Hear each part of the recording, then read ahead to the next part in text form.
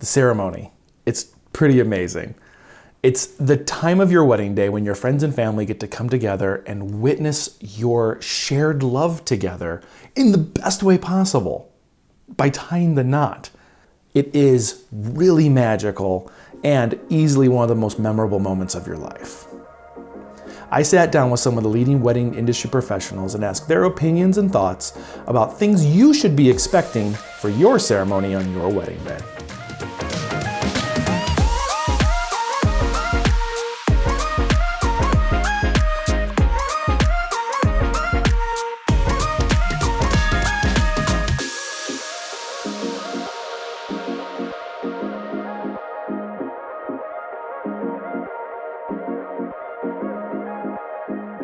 Expect that you're going to be nervous. Expect that it's going to go fast. Expect that you may make a mistake. You may cry. But I always tell my couples, no matter what you do up there, people think it's adorable. If you make a mistake during your vows, they'll chuckle. They'll think, oh, it's so cute. If the ring gets stuck, oh yeah, expect that one. One of you, the ring will be too tight. It's okay. When you're doing the ring exchange, it feels like it's, 10 hours. It's 10 seconds. And again, people think it's cute. So you can't really mess anything up during your ceremony. And just as much as you can, try to just enjoy it. Yeah, so guests are going to start coming in usually about half an hour before the ceremony starts. So getting them to kind of sit down it's going to take a little bit longer. You're going to walk down the aisle and you're going to see all these people and you're going to feel all this energy, but you're going to be looking at your partner, right? So that's going to be really cool. And it's going to go so quickly. It feels like it's like going to go, take forever. It's going to go so fast. Just enjoy it. And before you even walk down the aisle, or if you walk out, if you're coming in from the side, just experience it. Just take a second and take it all in, because it's never going to happen again. It's beautiful. Yeah, I feel like it's an overwhelming time and you're probably going to black out in the beginning of it. Everybody does, where you're like, did I walk down the aisle? How did I get here? Be in the moment. If you get nervous, eye contact with your man or with your wife the whole time, and you guys are both just as nervous. You've never, sometimes you have done this before, but you may have never done this before. So just hold each other's hand and look at each other in the eyes and just calm each other's nerves. Because the second that you look out at people, I feel like, or you look at the camera, I feel like that's where the hives start. You start getting nervous. And don't worry about your hair and makeup if you have to cry. Cry. Be in the moment. Everything else doesn't matter. It's between you guys right then and there. And it's the best time. The best part of the day, I think, is the ceremony. A couple should expect a well-delivered expression of their love. They should expect what they have received from their officiant. I encourage all couples, whoever they hire as an officiant, to have editorial approval over what is being said so that they know what to expect. They should not expect a lot of ad-libbing. They should not expect inappropriate jokes. They should expect to know that they are there to share their love and their joy with their guests. And they have engaged someone who is ready, willing, and able to do that for them. They should expect a feeling of elation. They should expect to feel all the love in the room. That's one of the greatest gifts I get by standing up there, is you just feel the energy for the couple. To allow themselves to be present enough to feel the range of emotions. Because they probably should feel a little fear too. Nerves. You'll be very, very nervous and guests will arrive late. So there's a couple ways we can handle that. You can put an earlier start time on your invite, say 4:45 versus 5 o'clock, but we will actually start at 5. It's also preferential, so if you decide that you want to give like a 2 to 3 minute leeway around that 5 o'clock mark, we can do that. Or if you're at a church and you have a half hour afterwards for photos, then we need to start at 5. We will start at 5 and keep those guests out. They can come in once the ceremony has started. I would say expect your ceremony to go by in a blur. I feel like during your ceremony, it's kind of an out-of-body experience where you've spent so much time prepping for it and then you're in it and it's like, I can't believe this is even happening. So I would say prepare for that and take a minute to breathe and realize what's happening. And take 5 minutes after to just be alone as a couple so that you can connect and be like, holy crap, we just got married. Like, take that time together. It'll be one of the highlights of your day. I think if you have kids in your wedding, I think let them be kids, right? I think those are always humorous moments that break the tension. I kind of am one of those people that thinks that the little things that go wrong are like the real things, you know? And there's nothing wrong with that. I think those are the things that make it unique. So I'm one of those people that likes when the flower girl doesn't walk down the aisle or throws the flowers and runs away. Like those are the kind of moments that I think you look back on and they're unique to you. So as with most parts of the wedding, I say with the ceremony, just to have fun with it, right? Remember to relax, walk down the aisle and just let yourself feel relaxed. Smile, enjoy yourself. You know, don't worry so much about everyone around you. Focus on where you're headed, you know? Just enjoy yourself.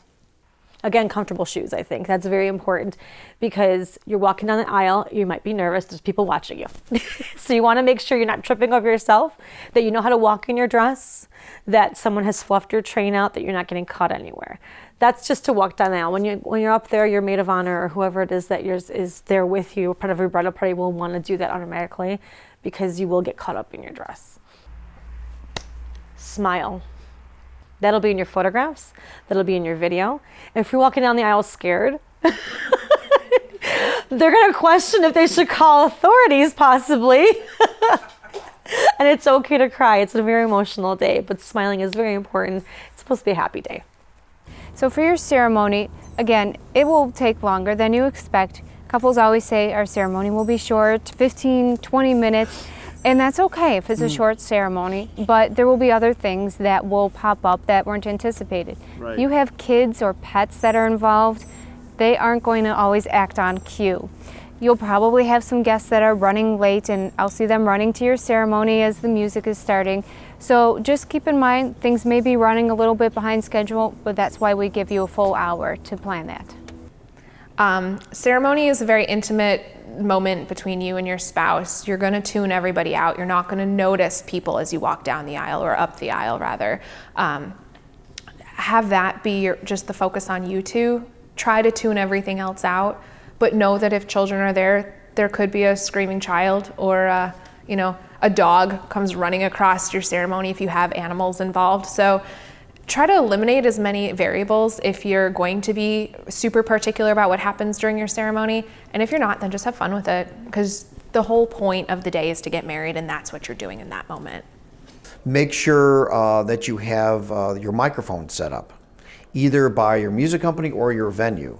You'll need that set up. And if you're doing a reading, make sure you have maybe possibly 2 microphones set up, okay? For the, you can't use one of these kinds of mics for a live setting for your priest or rabbi because it doesn't work well in terms of speakers and stuff. It's fine for video, but don't use that. Okay, that's one thing. Be aware of the weather is another thing for your ceremony. And give yourself a little extra prep time to make sure you're feeling comfortable and make sure all your wedding party is there on time. They understand exactly what's going on, and ask as many questions as you want, especially with your church or if it's going to be at the same place. Make sure everything is set up. What room is that going to be in? What should I expect? Make sure you have the right number of chairs. Make sure there's maybe some kind of sign. If you have ushers, which side of the room people are sitting in. If it's open seating, a quick sign will make a huge help. In terms of please turn off your cell phones. I mean, right? We live in a society where everything is videotaped and photo. Let the professionals work. So turn off your cell phones, video. You'll get access to all. The bride and groom will give you all the video and photos you ever wanted to have, but let them kind of be in the moment. This is about them, not you having it on your phone. We start setting up for your ceremony at least, half an hour to an hour before everybody shows up. And then the most important thing, make sure you get there on time. I've had weddings where a bride has been an hour late. So guests were leaving, and yeah, make sure you show up on time. What should they expect before? Excitement. They should expect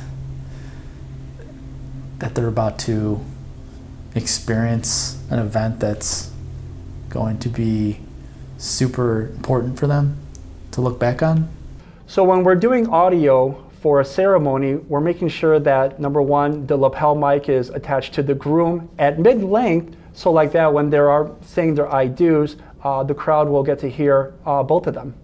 I think for their ceremony, if they pick an officiant that really connects with them, I think they really should just feel like kind of just like that wave of emotion and just really fixated and focused on each other, and just kind of listening and hearing to what is being said and just kind of taking that in. Being in the moment. Yeah. If you're in a church, that's a long aisle. So, you might want to walk that. Right? Like, people blow off the rehearsal, but maybe actually do it, because you'll be super nervous the next day, and it's nice to have a little run through. So maybe don't blow off the rehearsal for the ceremony as quickly as you might think. I always kind of think of, because we're part of like sort of getting them all lined up for their processional, so I always call it like herding cats. To get all the bridal party together, to like, then they're always like loud, and I'm like, please be quiet, shush, shush, shush, shush, shush. Or trying to get the flower girl and the ring bearer down the aisle, and they make such a big deal about like for the rehearsal getting the ring bearer and flower girl down the aisle, and I always joke around, I'm like, if we get them down the aisle tomorrow, that'll be a miracle. Don't worry about it. Like whatever it is, they'll be super cute, so it'll be fine. But that's, I think, just the funny stories. And then one of my favorite things about it is I'm always the last person basically to see the bride and her father, because I'll hold the dress for her right before she goes down. And so I'll have her walk forward, I fluff her dress, and then she walks off. And so I always get to see like the two of them together, whether they give each other a little kiss or sometimes they just like smile at each other. Most of the time they're like sort of joking together or something, and it's really funny, and I love it. That they should be looking at each other and not the officiant. Good. Yes, because if they hire Uncle Bob that just got his degree online, Uncle Bob doesn't know that when Uncle Bob speaks, the couple's natural reaction is to look at the person who's speaking. That's not good for photos. Uncle Bob doesn't know that they should be looking at each other. Uncle Bob doesn't know that they should be holding hands. That's why you should hire a professional to do that, because a priest or another officiant that does this for a living will say, hold hands and look at each other, because it makes for best photos if the people that are there to see you get married actually see your face versus your back, and they will give you the right cues. I've had some people that just got ordained 5 minutes ago that actually forget the ring exchange, and they walk out and the ring exchange is done at the end of the aisle. And people who don't show up for rehearsal, they don't know that the actual speech that they wrote is only 5 minutes long and not 30 minutes because they didn't read it out loud. Right. So it's always important to hire a professional, because then your day will be more happy and more the way you want it, versus let's just hurry up. You might as well just go to a courthouse and have the judge do it in 5 minutes if that's what you want. If you want an actual wedding, hire actual professionals that know what to do at your wedding. We hope this episode of Vendors helps you on your wedding planning. Be sure to like, follow, subscribe, and to share to make sure you and your fellow planning couples don't miss a single episode. If you enjoyed watching this video, be sure to check out our entire conversation in the podcast. You can find all of today's vendors and their contact information in the details below this video. And be sure to check out all of our episodes about these amazing wedding industry professionals. We'll see you next time on Vendors. Vendors is produced and edited by Night Owls Media. More information can be found at nightowlsmedia.com.